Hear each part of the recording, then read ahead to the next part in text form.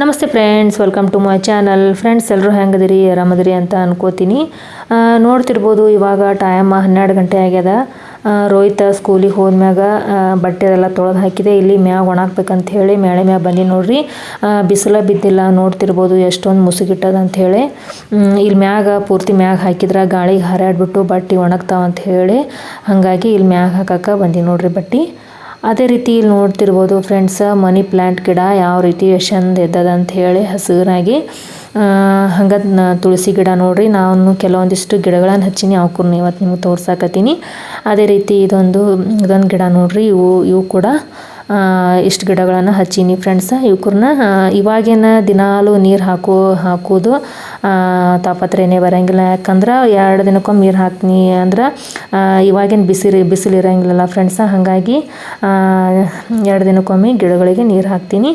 ಅದೇ ರೀತಿ ನೋಡ್ರಿ, ಬಟ್ಟೆ ಒಣಾಕಿ ನಾನಿಲ್ಲಿ ಅಕ್ಕಿ ಮತ್ತು ಬ್ಯಾಳಿನ ಬೆಚ್ಚಗೆ ಮಾಡ್ಕೊಂಡ್ರೆ ಆಯ್ತಂತ ಹೇಳಿ ಬೆಚ್ಚಗೆ ಮಾಡ್ಕೊಳಕತ್ತೀನಿ ನೋಡ್ರಿ. ಯಾಕಂದ್ರೆ ನಾಗರಮಾಸಿ ಬತ್ತು ಮತ್ತು ಹಾಗಾಗಿ ಮತ್ತು ಚಕ್ಲಿಗೆ ಉಂಡೆ ಕರ್ಜಿಕಾಯಿ ಮಾಡ್ಕೊಳಕ್ಕೆ ಅಕ್ಕಿ ಹಿಟ್ಟು ಮತ್ತು ಕಡಲೆಬೇಳೆ ಹಿಟ್ಟು ಅದೆಲ್ಲ ಬೀಸ್ಕೊಂಬರ್ಬೇಕಲ್ಲ. ಹಂಗಾಗಿ ಅಕ್ಕಿನ ತೊಳೆದು ಹಾಕಿದ್ದೆ ಮೊನ್ನೆ. ಅವಕ್ಕೂರ್ನ ಇವಾಗ ತೊಳೆದು ಹಾಕಿ ಒಣಗಿದ್ದಾದ್ಮ್ಯಾಗ ಇವತ್ತು ಬೆಚ್ಚಗೆ ಮಾಡಾಕತ್ತೀನಿ ನೋಡ್ರಿ. ಹಂಗೆ ಕಡಲೆಬೇಳೆ ಕೂಡ ಬೆಚ್ಚಗೆ ಮಾಡಾಕತ್ತೀನಿ ಉಂಡೆ ಮಾಡ್ಲಕ್ಕಂಥೇಳಿ. ಕಡಲೆಬೇಳೆನೂ ಕೂಡ ಬೆಚ್ಚಗೆ ಮಾಡಾಕತ್ತೀನಿ. ನೋಡ್ತಿರ್ಬೋದು, ಇವು ಪೂರ್ತಿ ಅಂದ್ರೆ ಒಂದು ಸ್ವಲ್ಪ ಕಲರ್ ಚೇಂಜ್ ಆದ್ಮ್ಯಾಗ ಲೋ ಫ್ಲೇಮಲ್ಲಿ ಇಟ್ಕೊಂಡ್ಬಿಟ್ಟು ಒಂದು ಸ್ವಲ್ಪ ಕಲರ್ ಚೇಂಜ್ ಆದ್ಮ್ಯಾಗ ಈ ಕುರ್ನ ತೆಗಿಬೇಕು ನೋಡ್ರಿ. ಇವು ಅಕ್ಕಿ ಒಂದು ಸುಲಿಗೆ ಅಷ್ಟು ತೊಗೊಂಡಿನಿ. ಅದೇ ರೀತಿ ಬೇಳೆನೂ ಕೂಡ ಕಡಲೆಬೇಳೆನೂ ಕೂಡ ಒಂದು ಸುಲಿಗೆ ಅಷ್ಟು ತೊಗೊಂಡು ನೋಡ್ರಿ. ಯಾಕಂದ್ರೆ ಜಾಸ್ತಿನೇ ನಾನು ಕಡಲೆಬೇಳೆ ಮತ್ತು ಅಕ್ಕಿನ ಹುರ್ಕೊಳಕತ್ತೀನಿ. ಯಾಕಂದ್ರೆ ಒಂದು ಸಲ ಬೀಸ್ಕೊಂಬಂದು ಇಟ್ನಿ ಅಂತಂದ್ರೆ ಒಂದು 2-3 ಸಲ ಚಕ್ಲಿ ಮಾಡೋಕ್ಕಾಗುತ್ತೆ ಅಂಥೇಳಿ ನಾನು ಜಾಸ್ತಿನೇ ತೊಗೊಂಡು ನೋಡ್ರಿ ಅಕ್ಕಿ. ಇವಾಗ ಹುರ್ಕೊಂಡು ನೋಡ್ರಿ ಅಕ್ಕಿನೂ ಕೂಡ. ಅದೇ ರೀತಿ ಬೇಳೆನೂ ಕೂಡ ಒಂದು 2-3 ಸಲ ಉಂಡೆ ಮತ್ತು ಉಂಡೆ ಆಗ್ಲಕ್ಕ ಆಗಂಗೆ ನಾನು ತೊಗೊಂಡು ನೋಡ್ರಿ ಕಡಲೆಬೇಳೆನೂ ಕೂಡ. ಅಂದ್ರೆ ಒಮ್ಮೆ ನಾವು ಬೀಸಿಟ್ವಿ ಅಂತಂದ್ರೆ ಸರಿ ಆಗುತ್ತೆ ಅಂಥೇಳಿ ಹುರಿಯಾಕತ್ತಿ ನೋಡ್ರಿ ಬ್ಯಾಳಿ ಮತ್ತು ಅಕ್ಕಿನ.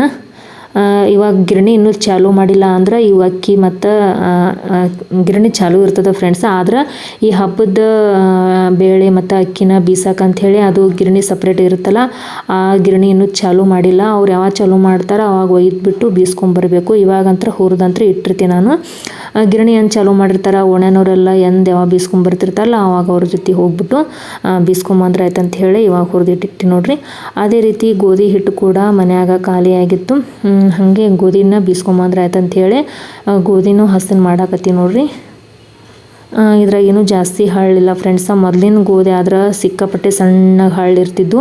ಅವಕ್ಕೂರ್ನ ಮೊದಲ ಒಂದು ಸಲ ಚಾಣಿ ಹಿಡಿದು ಮತ್ತು ಆಮೇಲೆ ಹಳ್ಳಾರಿಸೋದು ಮತ್ತು ಅವೆಲ್ಲ ಭಾಳ ಅಂದ್ರೆ ಒಂದು ದಿನ ಪೂರ್ತಿ ಹಸನ್ ಮಾಡೋದು, ಒಂದು ದಿನ ಪೂರ್ತಿ ಕೆಲಸ ಆಕ್ಕಿತ್ತು. ಇದ್ರಾಗ ಎಲ್ಲರೂ ಒಂದು ಹಳ್ಳದಾವು. ಅವಕ್ಕೂರ್ನ ಚಾಣಿ ಹಿಡಿದ್ರೆ ಆಯಿತು, ಹಳ್ಳ ಜಾಸ್ತಿ ಇಲ್ಲ ನೋಡ್ರಿ. ಚಾಣಿ ಹಿಡಿದು ಒಂದು ಸ್ವಲ್ಪ ಕೇರ್ ಬಿಟ್ಟಿನಿ, ಜಲ್ದಿನೇ ಸ್ವಚ್ಛ ಅದು. ಇವಾಗ ನೋಡ್ರಿ ಅರ್ಧ ಸ್ವಚ್ಛ ಮಾಡೀನಿ, ಇನ್ನೂ ಸ್ವಲ್ಪ ಅದಾವು. ಈಗ ಚಾಣಿ ಹಿಡಿದ್ಬಿಟ್ಟು ಒಂದು ಬೊಗಣೆಯಲ್ಲಿ ಹಾಕಿ ನಾನು ಒಳಗಡೆ ತಂದು ಇಟ್ಕೋತೀನಿ. ಆಮೇಲೆ ರೋಹಿತ ಹೋಮ್ವರ್ಕ್ ಮಾಡ್ತಿರ್ತಾನಲ್ಲ ಸಂಜೆ ಟೈಮ್ಗೆ ಅವ್ನ ಮುಂದೆ ಕೂತು ಹಳ್ಳ ಹರಿಸಿದ್ರೆ ಹಳ್ಳೇನಿಲ್ಲ ಫ್ರೆಂಡ್ಸ್, ಭಾಳ ಎಲ್ಲರೂ ಒಂದಷ್ಟೇ ಹಳ್ಳದಾವು. ಆಮೇಲೆ ಅವ್ನು ಹೋಮ್ವರ್ಕ್ ಮಾಡ್ತಿರ್ತಾನಲ್ಲ ಅವನ ಜೊತೆ ಕೂತು ಹಳ್ಳ ಆರಿಸಿದ್ರೆ ಆಯ್ತಂತ ಹೇಳಿ ಇವಾಗ ನಾನು ಚಾಣಿ ಅಷ್ಟೇ ಹಿಡಿದು ಹೊರಗೆ ಕೇರಾಕತ್ತೀನಿ ನೋಡ್ರಿ. ಒಳಗೆ ಕೇರಿದ್ರೆ ಧೂಳದೆಲ್ಲ ಹಾಕದಂತ ಹೇಳಿ ಇಲ್ಲೇ ಹೊರಗೆ ಒಂದು ಹಾಳಿ ಹಾಸಿ ಇಲ್ಲೇ ಗೋಧಿನ ಕೇರಾಕತ್ತೀನಿ ನೋಡ್ರಿ.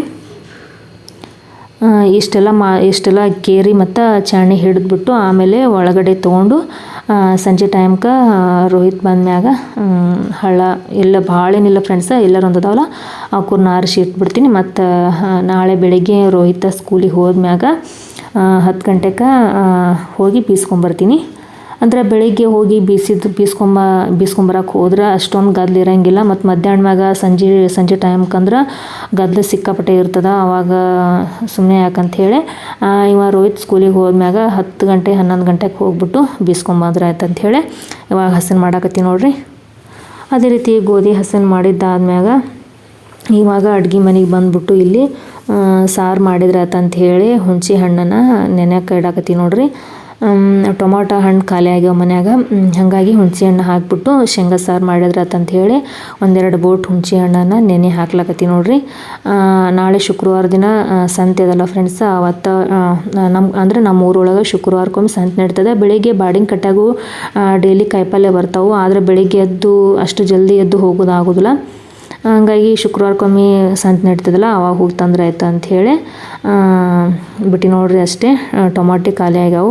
ಅದು ಟೊಮಾಟಿ ಲಾರ್ಸಲಂದ ಹುಣಸೆ ಹಣ್ಣನ್ನು ಹಾಕ್ಬಿಟ್ಟು ಸಾಂಬಾರು ಮಾಡತ್ತೀನಿ. ಇವಾಗ ಹುಣಸೆ ಹಣ್ಣನ್ನು ನೆನೆ ಇಟ್ಟೆ. ಅದೇ ರೀತಿ ಕರಿಬೇವು ಮತ್ತು ಕೊತ್ತಂಬರಿನೂ ಕೂಡ ಕಟ್ ಮಾಡಿ ಇಟ್ಕೊಳಕತ್ತೀನಿ.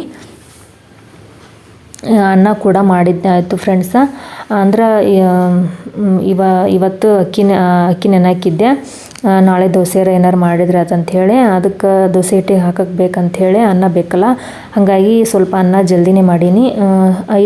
ಸುಮಾರು 6 ಗಂಟೆಗೆ ಹಿಂಗೆ ಮಾಡ್ತಿದ್ದೆ ಅನ್ನ.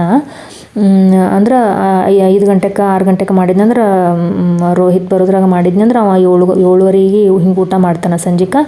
ಅಷ್ಟೊತ್ತಿಗೆ 1 ಗಂಟೆ ಮುಂಚೆನ ಮಾಡಿದ್ನಿ ಅಂತಂದ್ರೆ ವಿಸಿಲೆಲ್ಲ ಹವೆಲ್ಲ ಇಳಿದ್ಬಿಟ್ಟು ರೋಹಿತ್ ಊಟ ಮಾಡೋಕೆ ಹಾಕಿತ್ತು.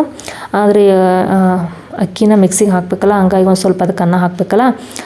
ಅದಕ್ಕೆ ನಾನು ಇವತ್ತು ಜಲ್ದಿನೇ ಅನ್ನ ಮಾಡಿ ನೋಡ್ರಿ. ಟೈಮ್ ಇವಾಗ 3 ಗಂಟೆ ಆಗ್ಲಕ್ಕೆ ಬಂದದ ಫ್ರೆಂಡ್ಸ. ಅಂದ್ರೆ ನಾನು 4 ಗಂಟೆ 5 ಗಂಟೆ ಅನ್ನೋದ್ರಾಗ ಅಕ್ಕಿನ ಮಿಕ್ಸಿಗೆ ಹಾಕಿಟ್ಬಿಡ್ತೀನಿ. ಅದಕ್ಕೆ ಒಂದು ಸ್ವಲ್ಪ ಅದು ಅನ್ನ ತಣ್ಣಗಾಗಬೇಕಲ್ಲ, ಅದಕ್ಕೆ ನಾನು ಸ್ವಲ್ಪ ಜಲ್ದಿನೇ ಅನ್ನ ಮಾಡಿ ನೋಡ್ರಿ. ಅನ್ನ ಅದೆಲ್ಲ ಆಗ್ಯದ. ಇವಾಗ ಸಾಂಬಾರು ಮಾಡಾಕತ್ತಿ ನೋಡ್ರಿ. ಸಾಂಬಾರು ಅದೆಲ್ಲ ಮಾಡಿದ್ನಿ ಅಂತಂದ್ರೆ ರೋಹಿತ್ ಬರೋದ್ರಾಗ ಅರ್ಧ ಕೆಲಸ ಮುಗಿದ್ಬಿಡ್ತಾವೆ. ಪಲ್ಯ ಕೂಡ ಬೆಂಡೆಕಾಯಿ ಪಲ್ಯ ಮಾಡ್ಯಾನ ನೋಡ್ರಿ. ಬೆಳಿಗ್ಗೆನೇ ಡೈಲಿ ಪಲ್ಯ ರೋಹಿತ್ ಸ್ಕೂಲಿಗೆ ಹೋಗಿದ್ದ ಮೊದಲು ಪಲ್ಯ ಮತ್ತು ಚಪಾತಿ ಆಗಲೇಬೇಕು ಫ್ರೆಂಡ್ಸ್. ಯಾಕಂದ್ರೆ ಅವ್ರ ಸ್ಕೂಲ್ನಾಗ ನಾಷ್ಟ ಕಟ್ಟಿದ್ರೆ ಅವ್ರ ಮೇಡಮ್ ಅವ್ರು ಬೈತಾರ. ಹಾಗಾಗಿ ಅವ ಡೈಲಿ ಅವಾಗ ಸ್ಕೂಲಿಗೆ ಟಿಫಿನಿಗೆ ಅಂಥೇಳಿ ಚಪಾತಿ ಮಾಡಲೇಬೇಕು. ಮತ್ತು ಅದೇ ರೊಟ್ಟಿ ಕಟ್ಟಿದ್ನಿ ಅಂತಂದ್ರೆ ರೊಟ್ಟಿ ಮಧ್ಯಾಹ್ನ ಊಟ ಟೈಮ್ಗೆ ಒಂಥರ ಒಗರಾಗುತ್ತೆ. ಅವ ಕಟ್ಟಿದ್ನಿ ಅಂತಂದ್ರೆ ತಿಂದ ಬರೋಂಗಿಲ್ಲ ರೊಟ್ಟಿ. ಅದಕ್ಕೋಸ್ಕರವಾಗಿ ಅವ್ನು ಡೈಲಿ ನಾನು ಸ್ಕೂಲಿಗೆ ಟಿಫಿನ್ ಬಾಕ್ಸಿಗೆ ಅಂಥೇಳಿ ಚಪಾತಿನ ಅವ್ನು ಪೂರ್ತಕ ಅಂಥೇಳಿ 1-2 ಚಪಾತಿನ ನಾನು ಮಾಡಿ ಕಟ್ಟಲೇಬೇಕು. ಶನಿವಾರ ಅಷ್ಟೇ ನಾಷ್ಟ ತಂಬರಕ್ಕೆ ಅಲ್ಲೋದವ್ರು ಸ್ಕೂಲ್ನಾಗ. ಹಾಗಾಗಿ ಡೈಲಿ ಅವ್ನಿಗಂಥೇಳಿ ಚಪಾತಿ ಮತ್ತು ಅದೇ ಅನ್ನ ಮತ್ತು ಸಾಂಬಾರು ಕಟ್ಟಿದ್ರೆ ಬೈತಾರೆ. ಹಾಗಾಗಿ ರೊಟ್ಟಿಯಾರು ಕಟ್ರಿ ಚಪಾತಿಯಾರು ಕಟ್ರಿ ಅಂತ ಹೇಳ್ತಾರೆ.